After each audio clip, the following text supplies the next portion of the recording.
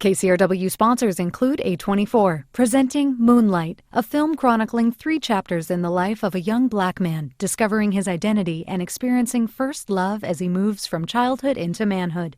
In theaters now. On To The Point, we try to make sense of the policy debates and the political sideshows on the campaign trail. Ted Cruz wrapping the bacon around the semi-automatic weapon to cook it. I understand that trade is not a sexy issue. Nobody knows where the Republican Party is going to land. I mean, it's kind of like a country road. No one knows where it will end. In many ways, Marco Rubio is the Michael Jordan of American politics. I'm Warren Alney. To The Point has you covered for the 2016 campaign. Find the To The Point podcast on KCRW's iTunes page. From KCRW Santa Monica and KCRW.com, it's The Treatment.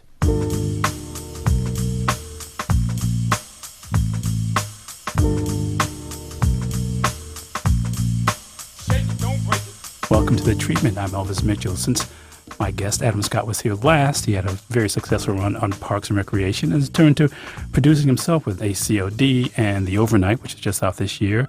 Had a big year working with Johnny Depp in Black Mass, and his new film as actor is, of course, what's the name of the film? Krampus. And it's just such a weird thing to say. First of all, welcome back. Making me say it. Yes. What did you think when you got the script for Krampus? Well, it's funny. They didn't let me read the script. They wanted me first to sit down with Michael Dougherty, the writer. Had you seen Trick or Treat? I had not seen Trick or Treat Which is yet. a really great movie. It's terrific. And I saw it the night. When I came home from the meeting with Michael, I watched Trick or Treat and rewatched Poltergeist, because when I went and sat down with Michael, he wanted to chat and explain what he had in mind before I read the script. Just because, it's called Krampus. You could make all kinds of judgments about something called Krampus that's like a horror movie kind of thing. And so we sat down and immediately hit it off because we were around the same age, grew up in the 80s, and fell in love with movies in the era of the Amblin sort of, PG-13. Well, now PG-13. Back then it was PG. The PG family, suburbia in peril. Films like Gremlins and Poltergeist and E.T. even, I think. E.T. certainly set the tone for everything that came after it. And I know growing up in the 80s, I really loved those movies and kind of fell in love with that world and that suburbia that Spielberg really captured. Do you like that weird kind of backlot suburbia? Because there's nothing real about any of those movies. There isn't, but I wanted that. I guess I was yearning for that to be, because I grew up in suburbia, but it wasn't like the suburbia I was watching in those movies. And I guess I thought, if my life could just be, if my suburbia could be as simple as that. Like I remember Elliot's room from E.T. I remember every millimeter of that room and the sunlight coming through those shades and all his action figures, and I just wanted all of that. So anyway, that's what Michael wanted to make. He wanted to make an 80s Amblin movie, and I was so on board. I was just hoping the script was good, and they wrote a terrific script, so much so in that lane that I kind of jumped in immediately. And it's interesting too, just because one of my favorite parts of the movie actually connects back to, I guess, Season's Greetings. There's a really beautiful animated portion of the film. It's really beautiful. Yeah, it is. I saw the movie the other night and was so surprised by that. I didn't know what they were going to do for that. Oh, so you didn't know what that was going to look like? Did you see any previs or anything on it? Nothing. I had no idea. And I just thought it was gorgeous. Really cool. And just really kind of heartbreaking and sets the tone. And it's nice that it's almost an Easter egg in the movie. You have to really sit and wait for it. And I don't want to give too much away except to say the movie's really sweet and really fun. And the last time we were here, we were talking about The Vicious Kind, and you just given a serious performance in that. Yeah. And now you're doing this again here as well. Yeah. Yeah, I was really struck by the sweetness of the movie as well. And yeah, I guess it is sort of a serious performance in a way. I mean, I think we really wanted, the movie to be as grounded as possible and the stakes to be as real as possible with all these ridiculous things happening around us. It's funny because it also in a weird way reminds me of Christmas Vacation. There's sort of sense of yearning in it. Yeah. And wanting the past. Yeah. to live again. And I found myself thinking about that as I was watching it. Yeah. Yeah, I think especially, they have those photos up on the wall of the family kind of through the years of different Christmases. And we first took Tony Collette and I stood there with babies taking these sort of Sears family photographs of a happy family all together on Christmas. And then I think there are 5 of them on the wall in the movie, and the final one we're all disconnected and rolling our eyes. And so I think this is a family that's, in a way, sort of broken and sort of drifting apart from each other, and all of this crazy stuff that happens, weirdly brings them back together. But there are photographs all through the movie. I mean, at one point, you're looking for your lost daughter. You find a photograph of That's her true, yeah. and her boyfriend. Yeah. Yeah, I really think the movie has so many really nice touches in it that kind of take that 80s Amblin thing and even goes a little further with it as well. Yeah, but it's finally this movie about feeling. And this feeling that I think a lot of people may have during Christmas. So you'll find yourself looking back because you're so caught up in the awfulness of Christmas, like the opening credit sequence with the Black Friday shopping thing going on. Yeah, it's funny. As you get older, you kind of start reflecting a bit more than you used to and sort of watch this narrative. You look back and see this sort of narrative emerge that's called your life, and it's easy to sort of get lost in that. I guess I was thinking, too, a little bit about ACOD as I was watching, just because that's another movie about somebody looking back, basically wishing for a past that we don't know if it actually really happened or not. Yeah, that's definitely, in that movie, that guy is definitely stuck in the past and definitely trying to control his present in order to make the future what he's determined it to be. He has decided that this is what his and his family's future will be, and then things go a different direction, and he just is working as hard and running as fast as he can to try and get everything back on track to be the thing. Because he's always, I think, had like a pretty good handle on what his family is and what role everyone in his family plays, and he's sort of the puppeteer in a way, and then everything starts going insane, and the movie catches him at the point where he's trying to gather it all together again. Well, I guess I was thinking, too, but between The Overnight and ACOD and Krampus, there are all kind of these movies about people trying to control their narratives about the past. Trying to create these family narratives for themselves. Yeah.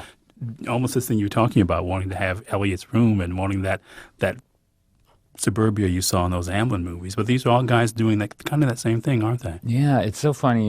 Even today, just this morning, what was I doing? I believe I was pouring cereal into a bowl and getting milk out of the fridge and pouring it into the bowl of cereal. And it's a thing I've been struggling with since I was a kid, when all I would do is watch movies and think about movies, where even menial tasks like getting yourself a bowl of cereal, I always wish I could just do it as cleanly and simply as it is in a movie. A sequence in a movie with someone making cereal, they cut it together, it's snappy, it looks cool, there's no spillage on the counter, it's all done, then you're eating it, you're off to work, whatever it is. But I just can never get the thing open without slipping and then cereal flying on the floor. Whatever it is, my way of working my way through life is never as clean and tidy as it is in a movie or a TV show, and I'm still constantly disappointed by that. It's the treatment. We're looking back with Adam Scott. Oh my God. Whose new film as actor is Krampus. But, I mean, even a little bit, and I think I emailed you about this, how much I like your performance in, and I'm sorry to say this, Hot Tub Machine, too. Yeah, There's also the thing about somebody else trying to control a narrative in some way. I guess it is, yeah. I mean, it's just funny that these movies are all kind of connecting to this, I think this thing you're talking about that movies make us want to do. We learn how to dress in the movies, and we learn how to behave for movies. Yeah. And we think, in this movie, this family is trying to make a movie Christmas. Yeah. It's very important that everything be in the order that it's supposed to be. Yeah. I think this is a pretty when you meet us, we're a pretty tightly controlled family. I mean, Tony Collette's character and I are kind of living in different worlds, but we feel like we've pretty much got it all figured out and David Koechner and Alison Tolman's family come and sort of throw everything into chaos, and we feel like they're sort of lesser than us because they're, this rural family and we're a little snobby, but then once everything kind of breaks loose, we find that we're all exactly the same, which is interesting. Well, I guess I find this thing too. If we look at sort of ACOD and the overnight, these are guys who are living through a lot of anxiety, and your character in Krampus kind of repressed all that. I mean, he almost seems to not even be connecting to anything except when he's talking about, I guess that's what family is. You have to tolerate people you don't like. Yeah. Not the best lesson to teach your son. That was to me the real moment of heartbreak in the movie. Well, just sometimes they're just connected by DNA. You may not like them, but you have to tolerate them. Kind of throwing in the flag, teaching his son to do the same. Was that one of the moments that you really liked playing? Because that's the point where he has his hands, he doesn't know what to do with himself physically. I thought it was interesting that they had written that scene the way they did. This being a studio horror movie, if you're just going to put a sort of a blanket statement on what the movie is and how it's going to be perceived, I thought it was an interesting scene, and I think there are a few scenes like that in the movie where there's just kind of little subversive moves here and there where the characters are sort of doing the best they can, and they might not be making the best call emotionally that they could, but they're just sort of doing their best. And this is a moment, and I've had many of them as a parent myself, where you're just sort of improvising with what you've got, and you try to provide a cushion of advice for your kids, but it may be wrong. You don't know. You're just kind of shooting from the hip. Just thinking, there's so many movies about the holidays that are kind of sad. I mean, actually, Gremlins is a Christmas movie. Yeah, for sure. Which people tend to forget. I know. And I was thinking about how many movies, even Die Hard's a Christmas movie. Yeah. And there's so many of them are just about how people don't really know how to observe Christmas in the movies. Did Gremlins come out in the summer? It's a summer movie. Summer movie. As was Die Hard, by the way. That's so it's interesting. It's a summer movie, but they were both about Christmas. Well, Shane Black's movies are all Christmas movies. I've talked to him about that before. They're all Christmas movies about somebody in a downward spiral who has to reassess his life. The Long Kiss Goodnight is a Christmas movie. Even Iron Man 3 is a Christmas movie. Yeah, it is. And Lethal Weapon's a Christmas movie. Kiss Kiss Bang Bang's a Christmas movie. They're all Christmas movies. Yeah. They're all about somebody who's basically at the end of his rope on Christmas Eve. I wonder if Nice Guys is going to be a Christmas movie. We're talking 80s movies with 80s movies and Christmas with Adam Scott, but I just feel like that's almost one of the things that maybe that we can relate to as audiences, the kind of melancholy that Christmas tends to often evoke in us. This because we're all trying to live up to this thing that you were talking about what movies sell us, or what media sell us, in fact, and so often we've been told what Christmas is supposed to be in those messages. Yeah, I remember seeing Bad Santa for the first time, and I went to see it on opening day. I was home in Santa Cruz and didn't have anything to do. It was like before I had a family or whatever. And so I was just kind of there. Went to see it on a whim. I wasn't sure. I knew Terry Zwigoff directed, so I thought this was going to be interesting. And I was so struck by that movie that I went to see it again the next day. I had to see this thing again. It was so funny, but it was also, I thought, such an honest movie and really heartbreaking. I found it to be very sad, and thought that Billy Bob Thornton's performance was really deep, very felt performance.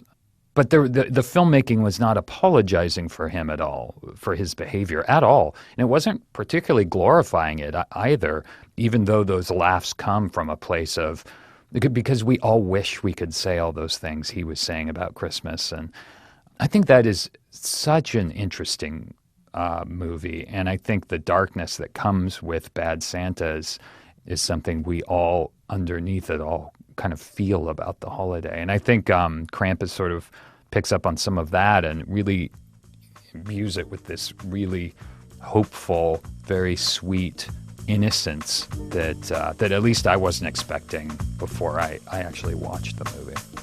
We will take a break. We're talking Christmas sadness with Adam Scott. His new movie as actor is Krampus. It's the treat.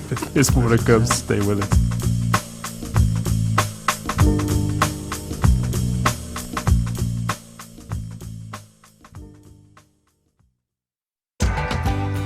Head over to the KCRW store to shop for vacations, wine classes, frequent flyer miles, dinners, and more, all in support of KCRW. They won't last long. Check it out now at kcrw.com/store.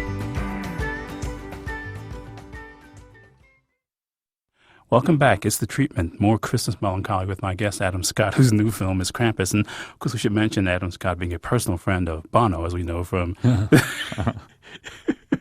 talking U2 to me, the podcast. What was that like when those guys showed, when that happened, actually? It was amazing. You know, Scott Aukerman and I have this podcast, You Talking U2 to me, and we're just big fans of the band, but like this show, the podcast is about everything.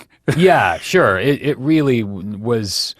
It ended up being more of just a comedy podcast, and we have guests on and talk about U2, but also other stuff. And so their publicist reached out to us just to say, thank you, this is really cool. And so after a little bit of back and forth, we just emailed her and said, look, we should just have the guys. I mean, we can dance around this as long as we want, but how about having the guys on the show? What do you say? You know, and she was great. She said sure, and gave us a time and a place in New York in like 5 days from now when she sent the email, and we went there and met them at Electric Ladyland Studios, and all four guys walked in and sat down, and they sat with us for like an hour and a half. It was terrific. And what I love about that particular episode, you can hear your excitement. I mean, fear. No, in an embarrassing way. Like, my interview style just consists of a series of compliments. I had never interviewed a person before, and so I think it very much shows. Scott really takes he interviews for a living for a lot of the time, and so he's very skilled and very good. And I just kind of sat there like an idiot, but it was really fun and really an experience that I don't think either of us will ever forget. It was very strange. Because what I liked about that too, even on Scott's behalf, is I could hear his kind of excitement and anxiety too. I mean, it was completely there. And for a bit, I thought you guys were playing it, and so I realized after I could hear the quaver in your voices, no, you're not joking about being slightly unhinged Not at all. by this. And it would have been, if it was just The Edge and Bono, it would have been an incredible thing to have on our show, a credible honor and everything. But just the fact that it was the four guys, the history of that band and those guys was a little overwhelming. And also, we just never thought something like we didn't start this podcast thinking that we would eventually interview the band. It was kind of like our fascination with this group and examining the minutia of something that's so popular and mainstream, we thought would be a funny sort of meta thing, never thinking it would lead to actually sitting down with them. So the whole thing was absurd. It's The Treatment. I'm talking to interviewer Adam Scott, whose new film is Krampus. Now, when you got the script and you saw that title on it, what did you, by that point, had Michael explain to you what that was? I vaguely knew what the creature was. Michael kind of explained the myth. Michael Dougherty, the director and co-writer. I just sort of thought there's some creature, but he explained the mythology behind it and everything. And it's interesting. It's where Santa Claus came from. Someone along the line thought we should get a Christmas mascot that doesn't make children want to cry. And there's a whole thing in Europe, and especially sort of Eastern Central Europe, about how terrifying a holiday Christmas can be. Oh, yeah, because Krampus is going to come. If you haven't been good, he will kidnap you from your home and beat you with sticks. That's Krampus. So once he explained to me the mythology behind it, and he had all of this Krampus art up around his office, I thought it was really interesting. And for a studio movie, it could be this really neat sort of subversive. Because actually, it feels in that way like Poltergeist. You kind of feel like this comes from a studio, and there's kind of this sort of playfulness about horror, which horror movies, the idea of scare comedies is still a pretty rare thing. There aren't that many of them. It's hard to get that tone right. It's hard to really make it work. I think horror comedy is a really tricky thing. And I wouldn't even say this is a horror comedy.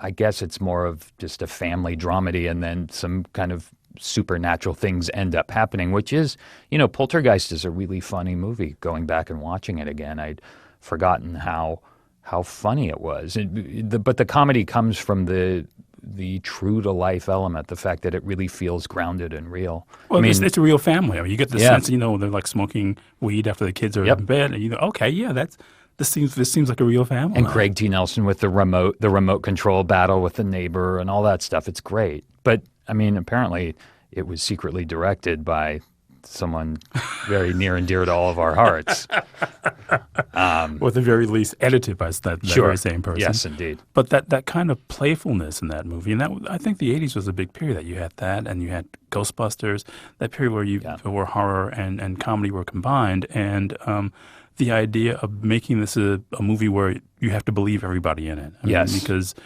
so many skilled comedians in the movie. There's Conchata Farrell and David Koechner, like you said, and Toni Collette, people who could play it bigger if they had to. So I'm just wondering how you guys worked out that tone where every moment is being played as if it's actually happening rather than playing outside of it. Yeah, I think in order to buy the danger of the moment, you can't always be, rooting around for jokes. I think, there are places in the movie where there are some laughs, hopefully, but there's also you have to choose those moments and try not to, because if everything is just a heightened joke, then the danger isn't going to be effective, and you're not going to care if these people live or die, and nothing's going to be scary.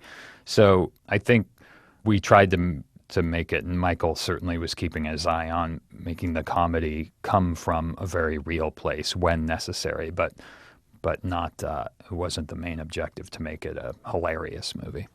But I mean, I'm really so often aware of you as a vocal actor, about the way you use your voice in scenes, and I was really impressed with the kind of quiet here. I mean, there's this restraint, and that just sort of changes into this concentration. I always wonder, and I mentioned it too about the overnight, where that comes from for you in terms of figuring out how these guys sound.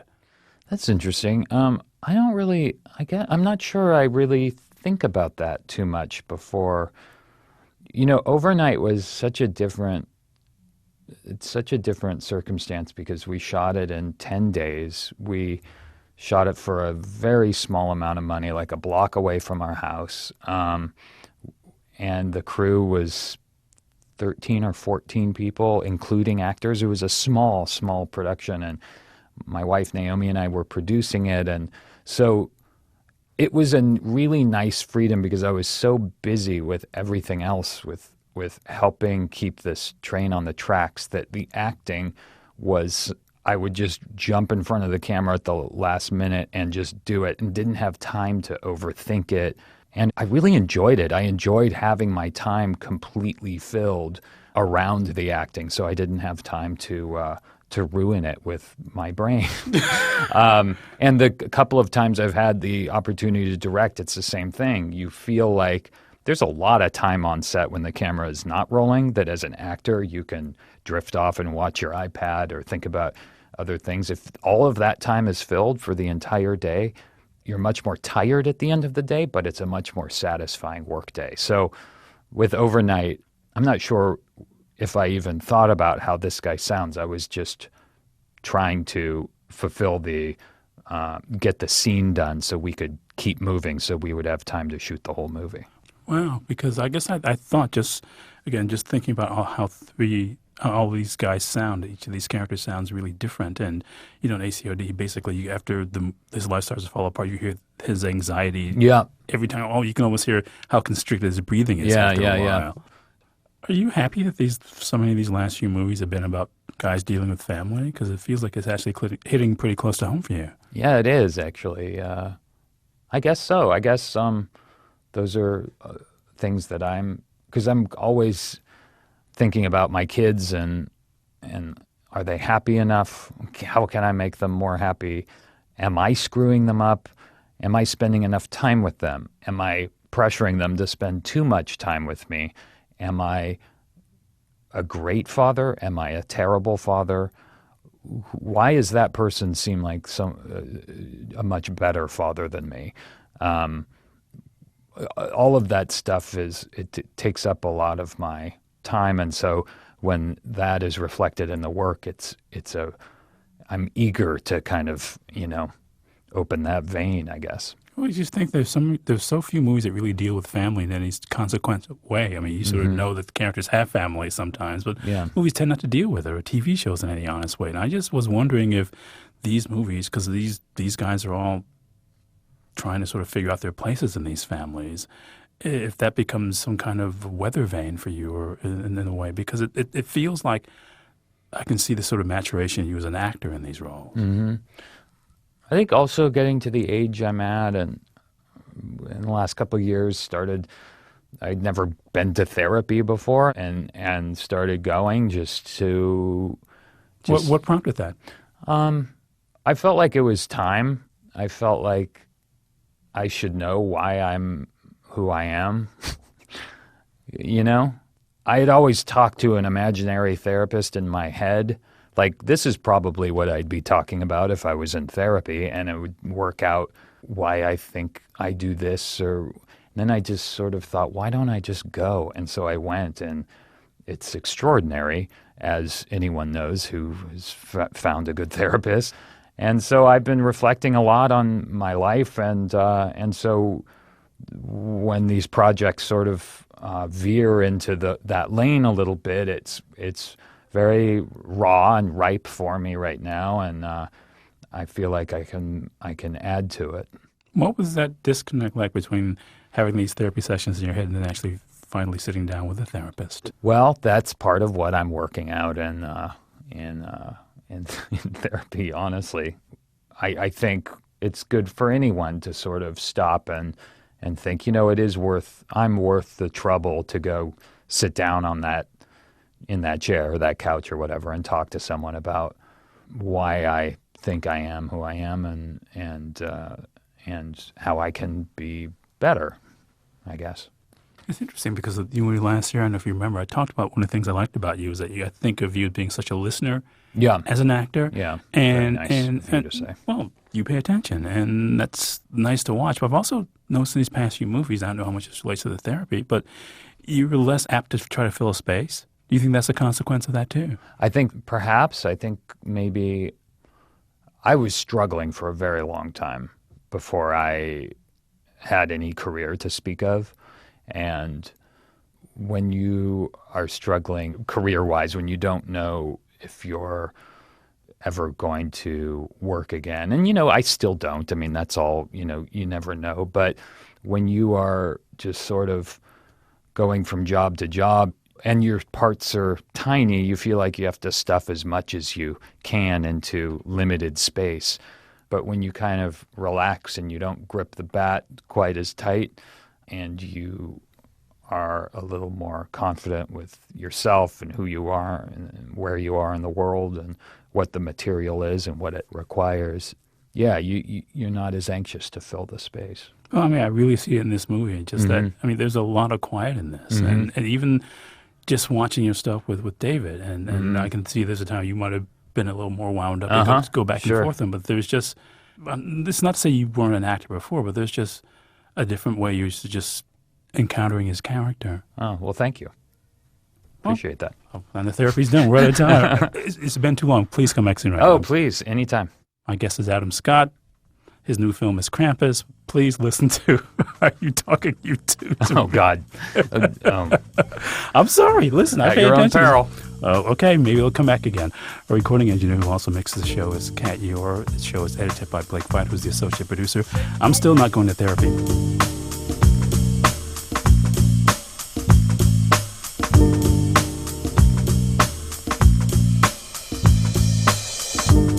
Catch up on past episodes of The Treatment, go to KCRW.com or listen on your smartphone with KCRW's mobile apps, or subscribe to the podcast on iTunes, Stitcher, or wherever you listen to podcasts. The Treatment is produced and distributed by KCRW Santa Monica.